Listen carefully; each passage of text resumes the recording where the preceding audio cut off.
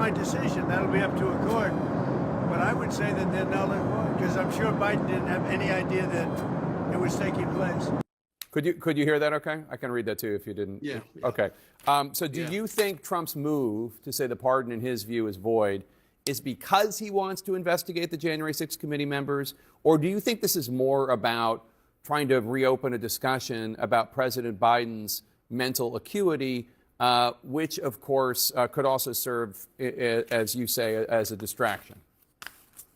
It's probably a little of both. Look, I think he's obsessed with January 6th, and there's no doubt if he could break the law and come after us, he would. And, you know, again, we'd crush him in the court of law.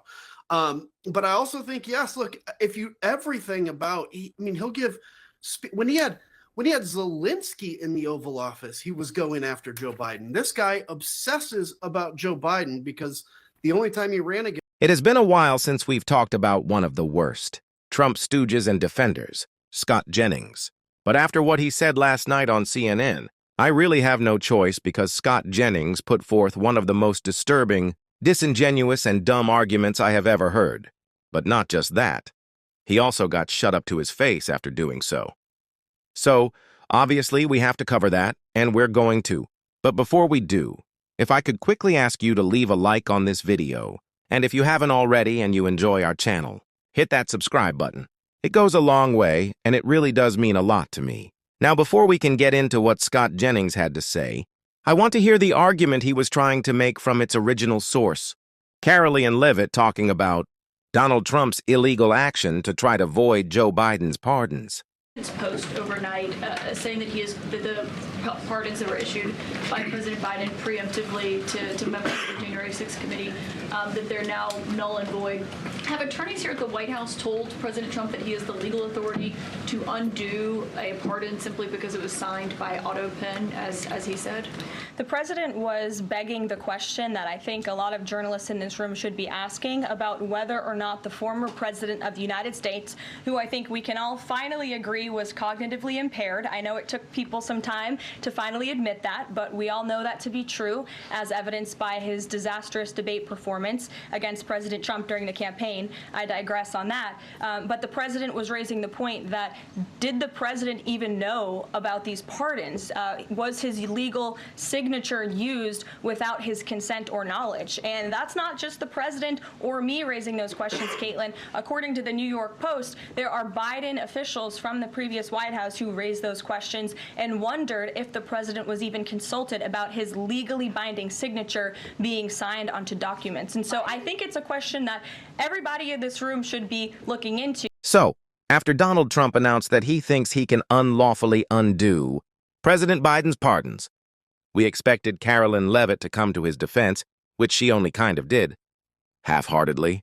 There, in instructing the media to investigate something that's not actually true, it was just kind of nonsensical from Leavitt. But clearly, she was trying to walk back this announcement by Donald Trump that he's getting rid of Joe Biden's pardons, something he has no authority to do, and made no legal argument of any sense for why he should be able to do so. And that is exactly what we saw from a couple of Trump stooges on CNN last night. Like I said, specifically Scott Jennings. I want to check out 2 clips of that right here.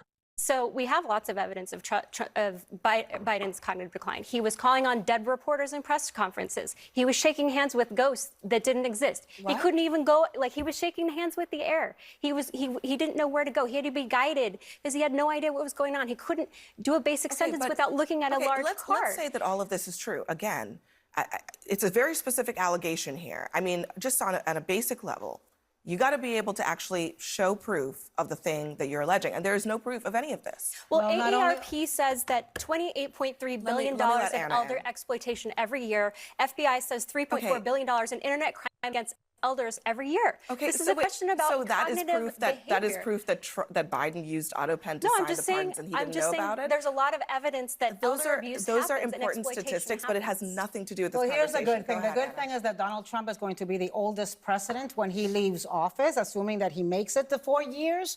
And so then we can talk about elder abuse of Donald Trump then. In the meantime, we saw Joe Biden actually speak and give interviews and respond to questions about some of these specific pardons, particularly for the January 6th committee that are being referred to. What I think is worrying here, to me at least, is that there's a reason. This is Donald Trump setting up the foundation to try to continue investigating and to try to continue to go against the Liz Cheneys and the other members of that January 6th committee that irritate him, right? That he's angry about, that he wants to take retribution and revenge on. If he is taking retribution against a law firm that represented Hillary Clinton, imagine what he would like to do. He's told us what he'd like to do to Liz Cheney. This is I'm skeptical that argument's going to hold up, but I just would say on the Biden pardons, they didn't go through the normal process. They didn't go through the DOJ. You've been talking about normal process. They did not. That's true of Trump's pardons, too. Yeah. Well, Scott. I know, but no one's alleging that he had a device sign them and he wasn't aware but Scott, of it. as we've established, I had a point since to make 2005, it has been established the president can use AutoPen. It doesn't change anything. But I'm not Trump arguing didn't that go through a process either, and that's not required. It's a constitutional ability. I know that, but because it didn't go through a process and it was his own family and it was apparently handled by a very small number of people in the White House, these pardons probably have less visibility than any pardons in modern history. This is also referring to the January 6th committee members, not the family. But can I ask you a but question? they didn't run any of this through DOJ. Is that suddenly an issue now? At the end of the Biden any pardons at the end by of the DOJ before he at the end of the Biden administration, legitimate questions have been asked about who was running the White House and who was exercising the authority of the office of the president. These are not illegitimate questions. Hold on. I think you have to be fair about it. If you say that it's a problem to not run this by DOJ, it's got to be a problem to not run other there's little transparency. He pardoned 1,600 January 6th convicted January 6th rioters, including people who assaulted and police. talked about doing it for months. And but it didn't go. There's through, no question that some unnamed family Scott, member did it on his behalf. We don't know that about Biden. Just to be intellectually honest, you would also have to say that should have gone through a process, and it did not. Well, to be intellectually honest, why are you denying all of the mainstream reporting about who was actually running the Biden White House? That's a change. Including reporting. You were just saying that this had not been run by DOJ. But tonight we are all about changing topics when questions are being asked. But I just want to note that is not what we were discussing. The problem is that he is looking for a loophole to be able to investigate these people. And here's the problem: that if he tells Pam Bondi and Kash Patel, go and investigate Liz Cheney, and here's the loophole because these pardons don't hold, do you think they're going to push back on him? I know Pam Bondi. I don't think she will. And do you think it's going to stop? So there's a couple of things at play here. The first is that these people are stupid, and they're only going to defend Donald Trump. We can expect that. They're his stooges. They're not actually trying to present cogent arguments. But if they were, what would they even be? That Joe Biden was old? That the media talked about his mental state so he can't be president? That doesn't make any sense because Joe Biden wasn't at the certification of Donald Trump's election. Does that not also count because it was under his presidency? Like, this doesn't make any sense at all. But what it is really attempting to do is just distract. Distract from Donald Trump's economic failure. Distract from the failure of Donald Trump's mass deportation plan.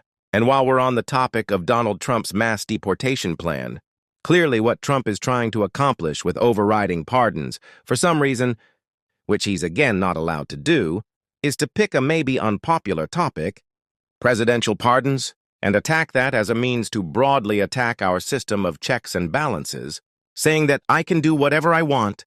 A court can't stop me. Of course, we've seen him do this with his unlawful mass deportation plan, but that's really what is at the heart of it. Other than the fact that Donald Trump also would like to go after his political enemies.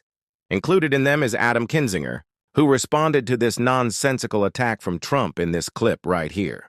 Those pardoned, although he didn't ask for it preemptively, for former member of the January 6th Select Committee, Republican former Congressman Adam Kinzinger. So again, you were pardoned. You didn't ask for a pardon. It was preemptive just in case Trump's Justice Department goes after you and other members of the January 6th Committee. What was your reaction when you saw Trump's post last night declaring your preemptive pardon void and vacant? Well, first off, I'm trying to figure out what he's trying to distract from, because that's what all this is, always a distraction to try to get people's attention, or maybe he hasn't felt like he's got enough attention. But look, Jake, it's like, bring it on. Like, honestly, so we had an election. I fought against Donald Trump. I wanted Kamala Harris to win. January 6th was a big thing, but America made a different choice. Fine. I'm ready to move on. I'm like, look, we made it very clear what happened on January 6th. America made a decision. There is one person that's obsessed about the 6th because he still has been basically deemed guilty in the court of public opinion, and that's Donald Trump, and he can't handle it. He obsesses about it. So my reaction to him is like, you know what? Then bring it. Like, stop talking about it. Stop being all verbose. Stop pretending like you're tough. Bring the charges then if you really want to do it, because we will crush you in court and it'll make me 3 times more effective against you. Look, honestly, Jake, I'm ready to move on too. But if he wants to keep bring it up or be quiet. That's how I feel. I want you to take a listen to what President Trump said about the pardons on Air Force One last night. It's not my decision. That'll be up to a court. But I would say that they're null and void because I'm sure Biden didn't have any idea that it was taking place. Could you hear that okay? I can read that too if you didn't. Yeah. Okay.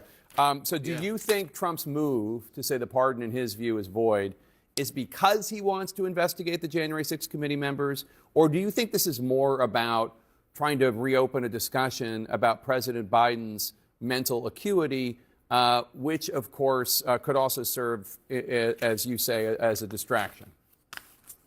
It's probably a little of both. Look, I think he's obsessed with January 6th, and there's no doubt if he could break the law and come after us, he would. And, again, we'd crush him in the court of law. But I also think, yes, look, he'll give, when he had Zelensky in the Oval Office, he was going after Joe Biden. This guy obsesses about Joe Biden because the only time he ran against him, Joe Biden beat him, and that bothers him. And so yes, I think it's constantly trying to change people's view on Joe Biden because he gets stuck. I mean, he's trying to negotiate a solution to the biggest war in Europe, but the guy is obsessed with this vengeance. I mean, Donald Trump, you won. At what point are you like, yeah, I won. I'm vindicated. I feel vindicated. But he can't. He's a small man that just continues to get angry. And it's like, fine, bring it on then. Here's some news for you that you probably don't know. President Trump just posted on Truth Social that he is ending the U.S. Secret Service protection for 2 of President Biden's kids, President Biden's son Hunter and his daughter Ashley. What's your reaction to that? It's just childish. I mean, he did it for John Bolton, Mike Pompeo. This is just a way for vengeance. And by the way, Pompeo was a big supporter of Donald Trump. This is dangerous. Somebody's going to get hurt. And when they get hurt, it's going to blow back on Trump. And, look, I hope the next president doesn't do this to Donald Trump. And I mean that, and his family. But I wouldn't be surprised if they do now. He's a very dangerous precedent. And again, this is what happens when you put a 78-year-old toddler in the White House, unfortunately. Former Congressman Adam Kinzinger of Illinois, thanks so much. Clearly, Donald Trump wants to shift his focus. But in a way, this is kind of backfiring on him. Because once again, we're going to be talking about Donald, Trump's own pardons of the January 6th insurrectionists. We're also going to talk about the fact that egg prices are soaring while the stock market tanks. There are no positive changes to gas or groceries making those less expensive, but Donald Trump is still going after his political enemies, something he said he wouldn't do because success would be his revenge. Well, it looks like revenge is going to be his revenge, while every other issue that people actually care about falls to the wayside. Trump has moved on from caring about you. He did that for about half a second on the campaign trail. He didn't do it. He pretended to do it, and now he's just back to him. What a shock. But we are going to stay calling him out on this show every single day. And if you want to support that, as always, you can hit that subscribe button, leave a like on this video, and if you stuck around to the end, you can drop a blue heart in the comments. Until next time, I'll see you soon.